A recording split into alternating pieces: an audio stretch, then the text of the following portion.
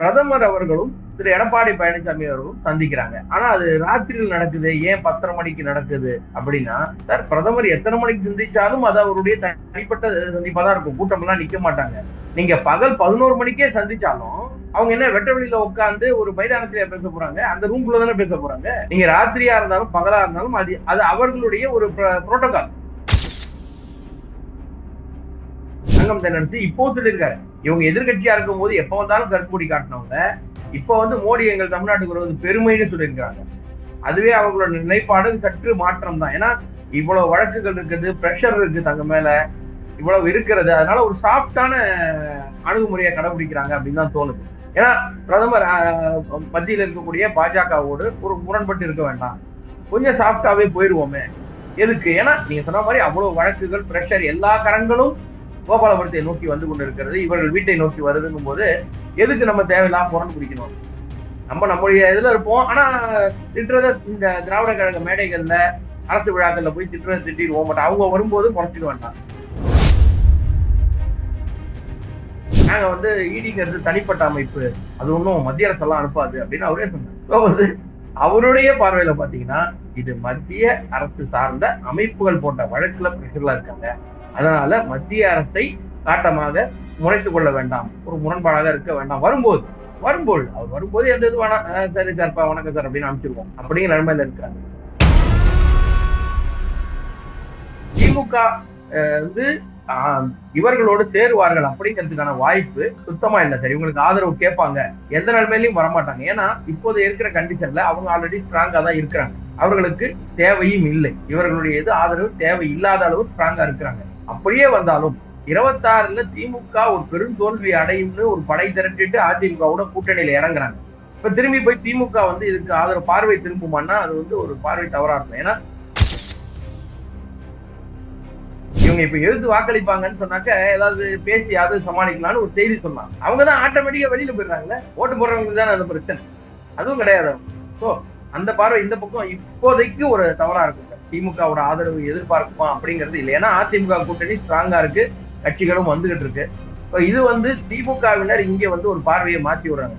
பாத்தீங்களா, நாங்க இப்ப இருக்கோம், ஏடிஎம்கே கூட்டணி சரியில்லை, அந்த ஒரு சைடா பாக்குறதுக்கு தான் இதை பண்றாங்க ஒழிய.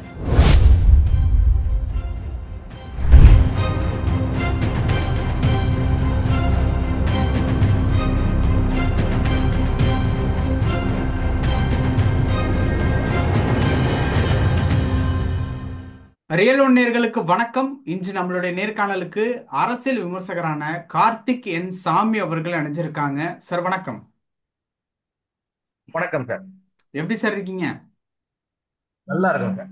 சார், இப்போ மோடி அவர்கள் தமிழ்நாட்டிற்கு ஆடி திருவாதிரை நிகழ்ச்சி ரிலேட்டபிளா கங்கை கொண்ட சோழபுரத்திற்கு வந்து வருகை புரியுறாங்க.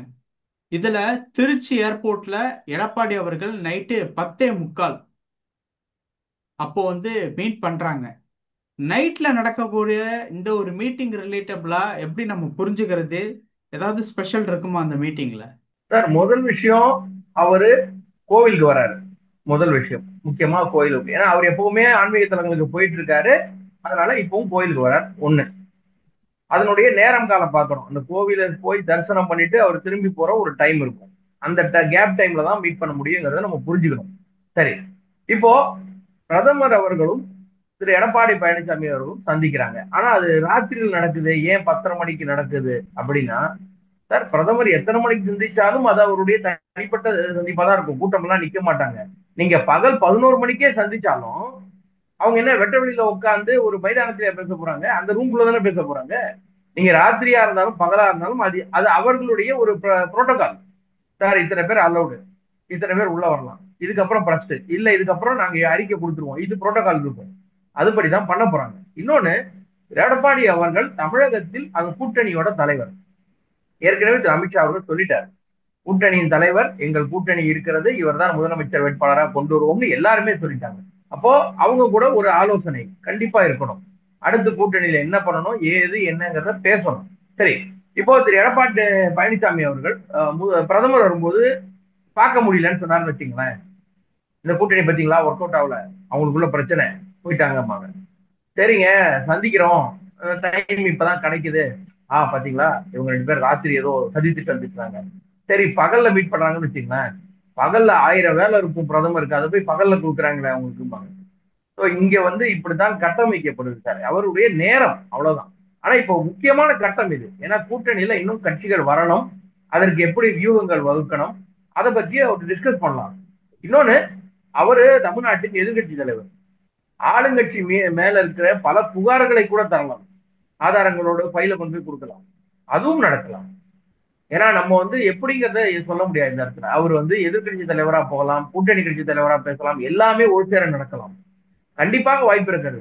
10 மினிட் டைம் கிடைச்சா கூட அந்த இடத்துல பேசிட்டு தான் வருவாங்க. இது பிரச்சனை இருக்கு, இவ்வளவு பிரச்சனை இருக்குது.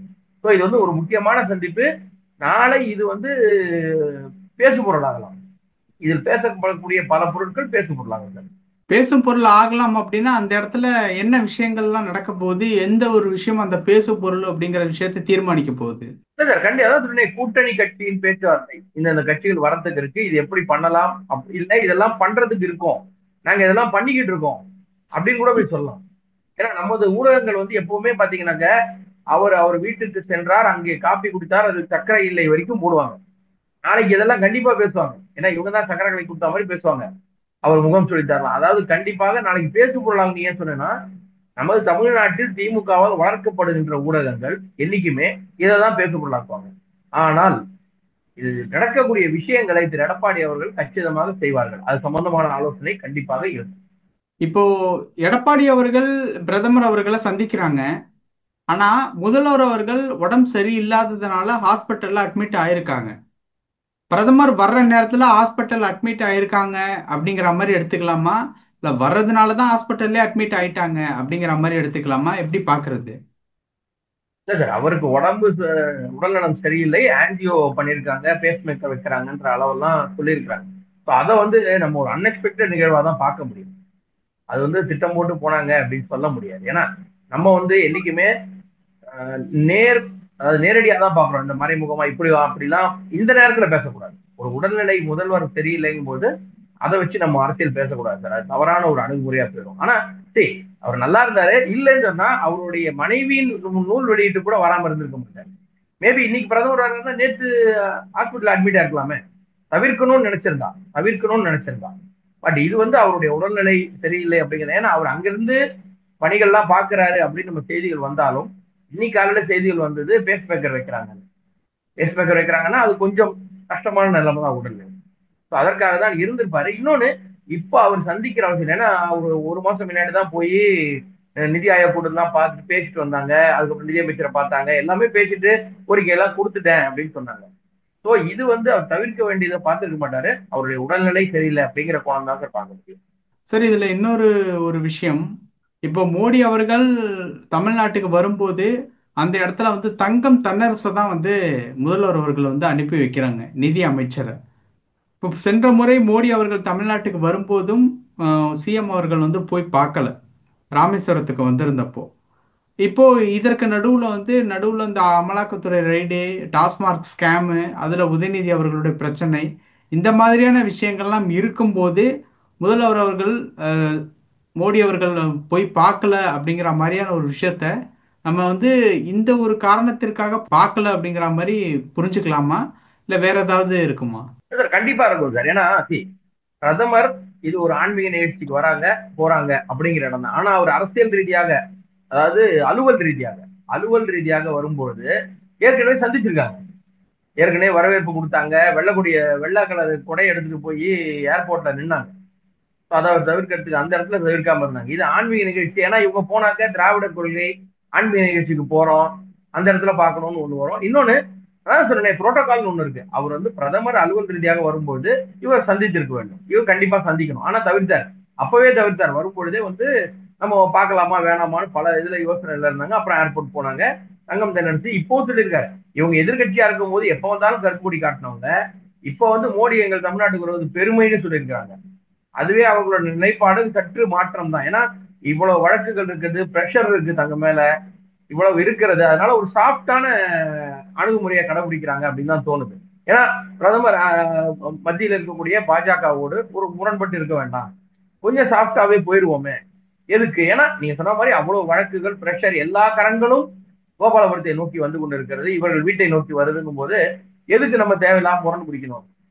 நம்முடைய இதுல இருப்போம். ஆனா திட்டுறத இந்த திராவிட கழக மேடைகள்ல, அரசு விழாக்கள்ல போய் திட்டுறத திட்டிடுவோம். பட் அவங்க வரும்போது குறைச்சிக்க வேண்டாம்.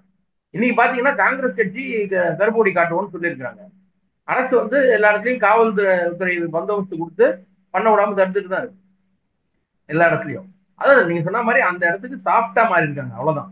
நமக்கு எதுக்கு பிரச்சனை வேண்டாம், இப்போதைக்கு நம்மளே பிரச்சனைல இருக்கிறோம், தலைமையில நம்மளே போட்டுக்கூடாதுன்னு நீங்க சொன்ன விஷயம் கரெக்ட் தான். அதனாலதான் சாஃப்டா மாறி இருக்காங்க. தங்கம் தென்னரசு அறிக்கை கொடுக்கிறாரு, யோசிச்சு பாருங்க. எங்கள் தமிழ்நாட்டுக்கு பெருமை அவர் வருவது அப்படின்றாங்க. கண்டிப்பா இது மாற்றம் தான் சார். அவங்க அந்த பிரஷர் தான் இருக்கிறாங்க. ஏன்னா தேர்தல் சந்திக்கணும். நீங்க பாத்தீங்கன்னா அவங்களுக்கு இருக்கக்கூடிய பிரஷர் மூணு விதமான குழு ஒன்றிணைவோமான்றாங்க, அரசு 4 ஐஏஎஸ் அதிகாரி தலைமையில குழு போடுறாங்க, உங்களுடைய ஸ்டாலின்றாங்க. இவ்வளவு பிரஷர்ல அவங்க இருந்ததே கிடையாது. முன்னதான் சொல்லுவாங்க நாங்க அசால்ட்டா 200 ஜெயிப்போம், 220 ஜெயிப்போம். இப்ப அவ்வளவு பிரஷர். ஒரு பக்கம் தேர்தல் பிரஷர், ஒரு பக்கம் வழக்குகள், ஒரு பக்கம் விசாரணை வளையம், எப்போ போவாங்கன்ற ஒரு மாதிரி மந்திரிகள் மேல எல்லார் மேலேயும் வழக்கு ரெடி ஆயிட்டு இருக்குன்ற மாதிரி. அதனால இவங்க கண்டிப்பா இது வந்து ஒரு இது மாற்றம் தான். கண்டிப்பா எதிர்த்து எதுவும் பேச மாட்டாங்க. சரி வர வர நல்லபடியா பேசி அனுப்பிடுவோம், சண்டை எதுவும் போட்டுக்க வேணாம் அப்படிங்கிற நிலைமை தான் இருக்கிறாங்க. சரி, இப்போ பாஜக பயத்தை காட்டியிருக்கு திமுகவிற்கு அப்படின்ட்டு நீங்க சொன்னதை வச்சு எடுத்துக்கலாமா? சார், பாஜக பயத்தை காட்டல, மத்திய அரசின் வழக்குகள் இவர்களுக்கு பயமுறுத்துகின்றன. இவர்கள் மீது அமலாக்கத்துறையும் மற்ற அமைப்புகள் இவங்க மேல போட்டிருக்கிற பிரஷர்ல மத்திய அரசோட கொஞ்சம் இணக்கமா இருப்போம், சண்டை போட்டுக்க வேண்டாமே அப்படிங்கிற இடத்தான் பார்க்கணும். ஏன்னா நீங்க இல்ல பாஜகவுடன் யோசிச்சிட்டோம்னாலே அது வந்து வழக்குகள் பாஜக போட்ட மாதிரின்ற ஒரு பார்வை கொண்டு போயிடும். நம்ம அது வந்து எல்லாமே அரசு சார்ந்த துறைகள், இண்டிபெண்ட் பாடி தான் எல்லாமே. முதல்வரே சொல்லியிருக்காரு, இடி என்பது ஒரு தனிப்பட்ட அமைப்பு, சுதந்திரமான அமைப்பு, அவங்க யார் பேச்சையும் கேட்க மாட்டாங்க, அரசு சொல்லி பண்றது இல்ல, அவங்க சுதந்திரமான அமைப்புன்னு தற்போதைய முதல்வர் திரு ஸ்டாலின் அவர்கள் எதிர்கட்சி தலைவராக இருக்கும்போது திரு ராம்மோகன் அவர் வீட்டுக்கு ரெய்டு வந்த போது அவரே சொன்னார், நாங்க வந்து இடிங்கிறது தனிப்பட்ட அமைப்பு, அது ஒன்றும் மத்திய அரசெல்லாம் அனுப்பாது அப்படின்னு அவரே சொன்னார். அவருடைய பார்வையில பாத்தீங்கன்னா இது மத்திய அரசு சார்ந்த அமைப்புகள் போட்ட வழக்குல பிரஷர்ல இருக்காங்க. அதனால மத்திய அரசை காட்டமாக முறைத்துக் கொள்ள வேண்டாம், ஒரு முரண்பாடாக இருக்க வேண்டாம். அவர் வரும்போது எந்த இது வேணாம், சரி சார்ப்பா வணக்கம் சார் அப்படின்னு அனுப்பிச்சிருவோம் அப்படிங்கிற நிலைமையில இருக்கிறாங்க. நீங்க அரசியல் கட்சி மேடைகள் வேற, அரசு திட்டங்களை பத்தி பேசுறது வேற, இவங்க போடுற கேஸுகள் வேற. வரும்போது எதுக்கு முறைச்சுக்கணும்? நம்ம சொல்லுவோம்ல, பக்கத்து வீட்டுக்காரர் கூட சண்டையா இருந்தா கூட அவர் போகும்போது அப்படி சிரிச்சுட்டு அப்படின்னு கடந்துருவோம். நம்ம சண்டை போட மாட்டோம், பேச மாட்டோம், ஆனா சிரிச்சுட்டு கடந்துருவோம்ல. இவர் அந்த மாதிரி ஒரு அணுகுமுறை தான். ஏன்னா இவங்களுக்கு பயம் இருக்குல்ல சார், அமலாக்கத்துறை கிட்டத்தட்ட நெருக்கத்துல வந்துகிட்டு இருக்குன்னு செய்திகள் பார்க்கணும். அது ஒரு பிரஷர் ஆட்டோமேட்டிக்கா இவங்க மேல இருக்கு. எதுக்கு இன்னும் வேற முறைச்சுக்கணும், மத்திய அரசு வேணாம், சாஃப்டாவே போயிருவோம் அப்படிங்கிற மாதிரி இருக்கிறாங்க, அவ்வளவுதான். சார், இப்போ டிஎம்கே கிட்ட டிஎம்கேங்கிற கட்சியில 22 எம்பிக்கள் வந்து இருக்காங்க. இப்ப நடந்துகிட்டு இருக்கக்கூடிய மோடி அரசு வந்து சந்திரபாபு நாயுடினுடைய துணைவியில தான் வந்து நடந்துகிட்டு இருக்கு அப்படிங்கிற மாதிரியான ஒரு பேச்சு வந்து தொடர்ச்சியாவே இருந்துகிட்டு இருக்கு. மைனாரிட்டி கவர்மெண்ட் தான் அப்படிங்கிற மாதிரியான ஒரு விஷயம். இப்போ சந்திரபாபு நாயுடு அந்த கூட்டணியில இல்லை அப்படின்னா அடுத்த பார்வை, பாஜகவினுடைய அடுத்த பார்வை திமுக பக்கம் தான் திரும்புமா? அங்கேயும் அந்த பயம் வேலை செய்யுமா அப்படிங்கிற மாதிரியான ஒரு கேள்வி வருது. இப்போ பேசும்போது நீங்களே சொன்னீங்க நிதி ஆயோக் கூட்டத்திற்கு முதல்வர் அவர்கள் போனாங்கன்ட்டு. அப்போ ஒரு போட்டோ ஒன்று ரிலீஸ் ஆச்சு, நடுவில் பிரதமர், இந்த பக்கம் சந்திரபாபு நாயுடு, அந்த பக்கம் ஸ்டாலின் அப்படிங்கிற மாதிரியான ஒரு போட்டோ வந்து ரிலீஸ் ஆச்சு. ஸோ அப்படிங்கிற பார்க்குறப்போ அந்த பயம் பேச்சுகளில் மட்டும் சாஃப்ட் கார்னர் இல்லாமல் சமரசத்திலையும் ஈடுபடுவதற்கு வாய்ப்பு இருக்கா அப்படிங்கிற ஒரு கேள்வி வருது. நீங்க என்ன நினைக்கிறீங்க? இல்ல சார், வாய்ப்பு இல்லை சார், வாய்ப்பு இல்லை. அதாவது நீங்க முக்கியமா புரிஞ்சுக்கணும், வாய்ப்பு இல்லைன்னா தேர்தலுக்கு 26க்கு முன்னாடியா 26க்கு அப்புறமா? இல்ல, நீங்க இப்ப சொன்னீங்க இல்லையா, சந்திரபாபு நாயுடுவோட இதுலதான் மைனாரிட்டி அரசா ஓடுன்னு. சார், சந்திரபாபு நாயுடு கூட்டணிங்கிறது தேர்தலுக்கு முந்தைய கூட்டணி, அது தேர்தலுக்கு பின்னாடி வந்திருந்தாதான் இது மைனாரிட்டி அரசு நீங்க சொல்லுவீங்க. இப்ப இது முழு பலத்தோட கூட்டணி பலம். அதாவது பாஜகவுக்கு இத்தனை இடங்கள் இருக்கிறத, கூட்டணியில் உள்ள கட்சிகள் இவ்வளவு இருக்கிறது, அது வந்து ஒரு கூட்டணியா தானே நின்னாங்க. நீங்க வந்து இப்போ ஜெயிச்சதுக்கு அப்புறம் இவ்வளவு இருக்கு, கம்மியா இருக்கு, அதுக்கப்புறம் எங்களுக்கு ஆதரவு கொடுன்னு போய் அவங்க சந்திரபாபு கிட்ட கேட்டிருந்தாங்கன்னா அவருடைய தயவில் தான் இது இருக்கிறதுன்ற மாதிரி நம்ம கொண்டு போகலாம். இப்ப எந்த கூட்டணி கட்சி நீங்க சொல்ல முடியாது, எந்த கூட்டணி கட்சி வாபஸ் ஆனாலும் அதான் நிலைமை அப்படின்னு சொல்லப்பட்டாலும் சந்திரபாபு நாயுடு அவர்கள் தேர்தலுக்கு முன்னாடியே கூட்டணி சேர்ந்து ஒன்னாதான் நின்னாங்க. சோ அது வந்து பயமுறுத்தக்கூடிய கூட்டணி கிடையாது. இன்னொன்னு, அவர் வந்து தன்னுடைய ஸ்டேட்டுக்காக பேசினாரு. திமுக வந்து ஆஹ், இவர்களோடு சேருவார்கள் அப்படிங்கிறதுக்கான வாய்ப்பு சுத்தமா இல்லை சார். இவங்களுக்கு ஆதரவு கேட்பாங்க, எந்த நிலைமையிலையும் வரமாட்டாங்க. ஏன்னா இப்போது இருக்கிற கண்டிஷன்ல அவங்க ஆல்ரெடி ஸ்ட்ராங்கா தான் இருக்கிறாங்க. அவர்களுக்கு தேவையும் இல்லை, இவர்களுடைய இது ஆதரவு தேவை இல்லாத அளவு ஸ்ட்ராங்கா இருக்கிறாங்க. அப்படியே வந்தாலும் 26ல திமுக ஒரு பெரும் தோல்வி அடையும்னு ஒரு படை திரட்டிட்டு அதிமுகவோட கூட்டணியில இறங்குறாங்க. இப்ப திரும்பி போய் திமுக வந்து இதுக்கு ஆதரவு பார்வை திரும்புமான்னா அது வந்து ஒரு பார்வை தவறா இருக்கும். ஏன்னா திமுக மீண்டும் பாஜகவோடு செல்வதற்கான வாய்ப்பு இப்போதைக்கு இல்லை சார். ஏன்னா அங்க கட்சிகள் எல்லாமே நல்ல கொள்கை பேசி செயல் திட்டம் பண்ணி தான் சேர்ந்திருக்கிறாங்க. குறைந்தபட்ச செயல் திட்டம் பண்ணி தான். நீங்க சொல்லக்கூடிய அங்க ஆந்திரால இருக்கக்கூடிய கட்சியோ இல்ல மத்தவங்க யாருன்னா காலம் வருவாங்கன்னு பயம்னா எதுவுமே கிடையாது. பீகார்ல அவர் தெளிவா கேட்கிறாரு, இதுதான் எங்களுக்குன்னு. ஆந்திரால கேட்கறாங்க, செய்யறாங்க. தமிழ்நாட்டுல இந்த பார்வை வராது. ஏன்னா இப்போதைய கூட்டணி அதிமுக, இப்போதைய கூட்டணியில பேசிட்டு ரெடியானது அதிமுக. ஸோ திமுகவோட இந்த 22 எம்பி தயவுல எதுவும் பண்ணணுங்கிறதே கிடையாது. நீங்க நார்மலாவே பாத்துங்க சார், எந்த திட்டம் இவங்க எதிர்த்தாலும் அவங்க வந்து ஆதரவு கேட்கணும், எங்களுக்கு ஆதரவு கொடுங்க கேட்கிற அவசியமே கிடையாது சார். திமுக இங்க எந்தெல்லாம் திட்டங்களை பேசுமோ, எதிர்த்து பேசுமோ, அதுக்கெல்லாம் அங்க வெளிநடப்பு செஞ்சிருவாங்க ஆட்டோமேட்டிக்கா. அவங்க எந்த இடத்துல எத்தனை தடவை வெளிநடப்பு செஞ்சிருக்கிறாங்க அங்க வாக்கெடுப்பு போது. அப்புறம் இவங்க எதுக்கு பயப்படணும்? இவங்க இப்ப எதிர்த்து வாக்களிப்பாங்கன்னு சொன்னாக்க ஏதாவது பேசி அது சமாளிக்கலாம்னு ஒரு செய்தி சொன்னாங்க. அவங்கதான் ஆட்டோமேட்டிக்கா வெளியில போயிடுறாங்களே. ஓட்டு போடுறவங்களுக்கு தானே அந்த பிரச்சனை. அதுவும் கிடையாது அவங்க. ஸோ அந்த பார்வை இந்த பக்கம் இப்போதைக்கு ஒரு தவறா இருக்கும் சார். திமுகவோட ஆதரவு எதிர்பார்க்குமா அப்படிங்கிறது இல்லை. ஏன்னா அதிமுக கூட்டணி ஸ்ட்ராங்கா இருக்கு, கட்சிகளும் வந்துகிட்டு இருக்கு. இப்போ இது வந்து திமுகவினர் இங்க வந்து ஒரு பார்வையை மாத்தி விடுறாங்க. பாத்தீங்களா, நாங்க இப்போ இருக்கோம், ஐடிஎம்கே கூட்டணி சரியில்லை. ஸோ அந்த ஒரு சைடா பாக்குறதுக்கு தான் இதை பண்றாங்க ஒழிய அந்த மாதிரி நடக்கிறதுக்கு வாய்ப்பு இல்லை. ஓகே சார், பல விஷயங்கள் பகிர்ந்துக்கிட்டீங்க. நேரத்துக்கு ரொம்ப நன்றி சார். நன்றி சார்.